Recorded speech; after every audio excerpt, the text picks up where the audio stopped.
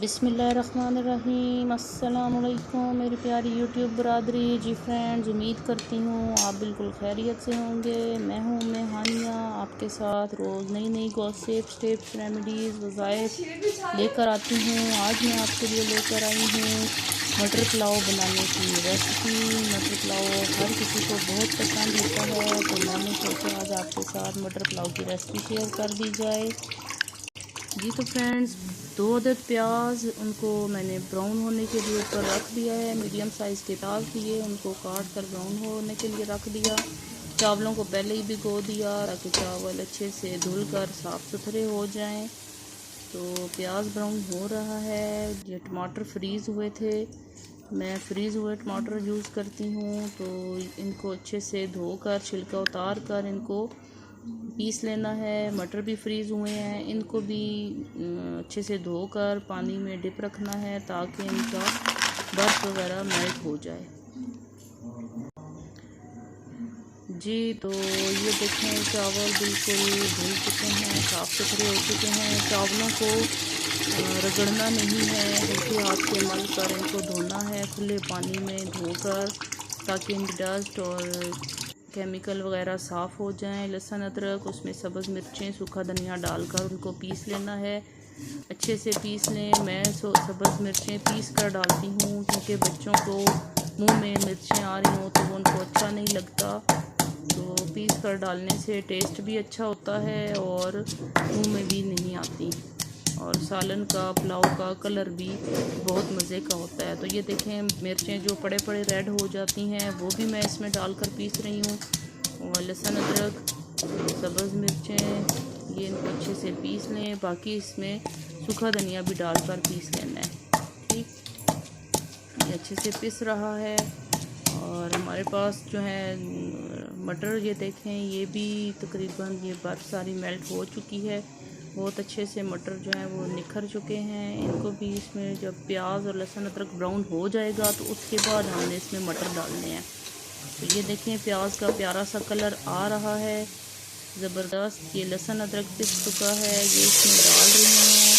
तो ये देखें, लहसुन अदरक डालकर तो इसमें पानी का थोड़ा सा छींटा डालना है, जिससे प्याज और लहसुन अदरक की खुशबू बहुत मज़े की चावलों में आती है और कलर भी बहुत प्यारा हो जाता है।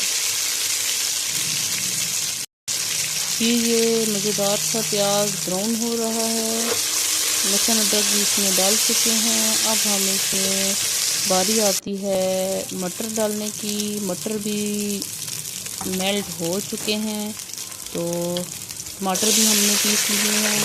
तो जब ये मटर इसमें ब्राउन हो जाएंगे तो फिर हम इसमें टमाटर ऐड करेंगे। तो मटर डालते हुए आप एहतियात कीजिएगा कि आपके जो है ऑयल उड़कर आपके हाथों पे ना आ जाए, आपके हाथ ना जल जाएं। तो टमाटर पीस कर मज़ेदार से लग रहे हैं। अब हमने मटर में खड़े मसाले डालने हैं। खड़े मसालों में मैं 1 मोटी इलायची, 2 नॉर्मल साइज़ की दालचीनी के टुकड़े, 3-4 लौंग, 5-6 काली मिर्चें और 1 चम्मच सफ़ेद ज़ीरा डालकर इसको हम भून लेंगे। तो मसाला डालकर भूनने का मकसद ये है कि इस टाइम जब हम मसाला डालकर भूनेंगे तो उसका टेस्ट बहुत ज़बरदस्त आएगा चावलों में। तो इसमें हम पिसा हुआ मसाला भी ऐड करेंगे, लेकिन वो थोड़ी देर बाद ऐड करना है। तो अभी ये मसाला भुन रहा है, मटर भी ज़बरदस्त से रेडी हैं। अब इसमें हम सुरख मिर्चें डालेंगे। मैं सुरख मिर्चें थोड़ी डालती हूँ, 1/2 चम्मच सुरख मिर्चें डाल दें। और इसमें तकरीबन 1.5 चम्मच नमक डालना है। आप अपने टेस्ट के हिसाब से नमक मिर्चें कम ज़्यादा कर सकते हैं। आधी से कम चम्मच हम इसमें हल्दी डालेंगे। ये सारी चीज़ें डालकर इसको अच्छे से मिक्स कर लें। ये देखिए जी, ज़बरदस्त सी लुक आ रही है।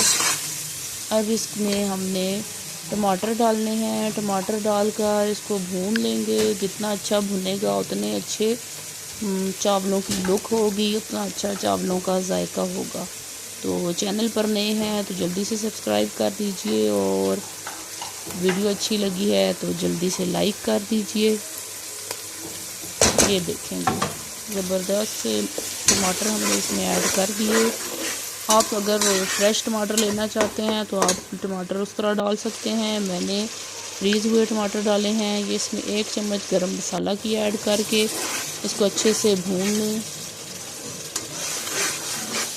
ये देखें जी, ऑयल ऊपर आ चुका है। अब हमारा मटर रेडी है। इसमें अब हमने चावल डालने हैं। चावल डालकर इसको पका लेना है। ये देखें, चावल बिल्कुल धुल के साफ़ सुथरे हो चुके हैं। चावल इसमें ऐड करके इनको हल्का सा भूनना है। मैं चावल पहले डालती हूँ, उसके बाद पानी डालती हूँ। अक्सर लेडीज़ पानी पहले बॉयल करती हैं, उसके बाद चावल डालती हैं।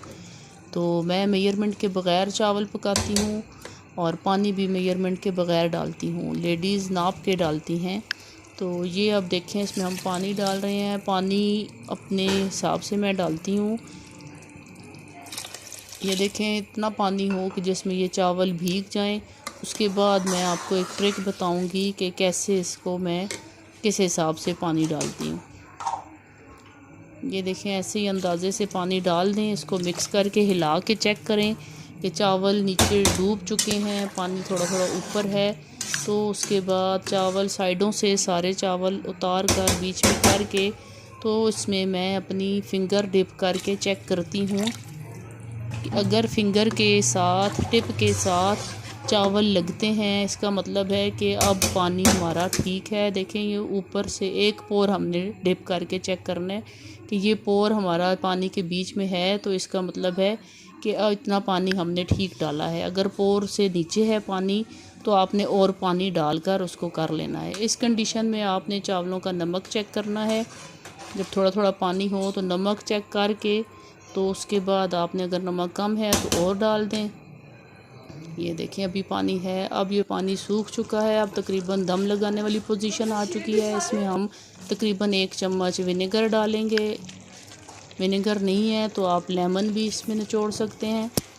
तो विनेगर डालकर आपने इसको मिक्स करके तकरीबन आपने नॉर्मल फ्लेम पर 5 से 10 मिनट के लिए आपने दम पर रखना है। दम पर रखने के लिए मैं इसके नीचे तवा रखूँगी।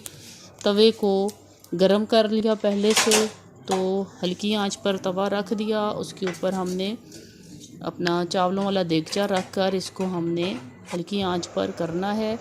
ये देखें, ज़बरदस्त सी स्टीम उठ रही है। मज़ेदार से चावल मटर पुलाव तैयार हो चुका है। इसको अब हम डिश आउट करते हैं। ये देखें, खिले खिले चावल हैं। उम्मीद करती हूँ आपको अच्छी लगी होगी वीडियो। पसंद आई है तो लाइक कीजिए, चैनल को सब्सक्राइब कीजिए और ऐसी मज़ीद नई नई वीडियोस के लिए जुड़े रहिए मेरे चैनल से। इंशाअल्लाह नेक्स्ट वीडियो में मुलाकात होगी। अपना बहुत ख्याल रखिएगा। अल्लाह हाफिज़।